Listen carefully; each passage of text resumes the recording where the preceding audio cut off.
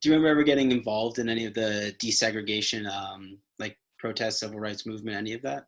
Oh yeah, early on. In fact, one of my first tastes of it was actually there was a gentleman by the name of Llewellyn Soniat, and he's deceased now, but he was the youth leader for the NAACP. And what he did, he rewarded some of us who were junior members of the NAACP. I must have been, I don't know, maybe 9, 10, 11. He brought us to a basketball game at the Loyola Fieldhouse. They don't have the Fieldhouse anymore, but he brought us to a basketball game at the Loyola Fieldhouse, and the Harlem Globetrotters were playing there. So when we went to the Fieldhouse, myself, him, and a couple of the kids, they told us that we had to sit in the bleachers.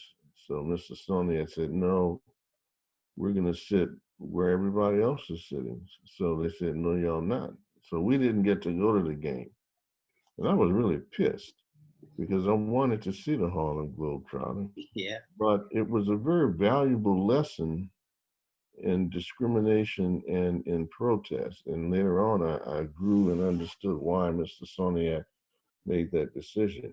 But Hmm. I've been involved in a lot of the NAACP work. I've been a part of protests and sit-ins at lunch counters here in the city to help desegregate those lunch counters. I don't know if you know, but many of the lunch counters on Canal Street, like McCroy's and a lot of these other stores that are no longer in existence, KB's, they served food, but if you were black, you couldn't sit at the lunch counter and have food. So we would protest that and do that and engage in that kind of protest.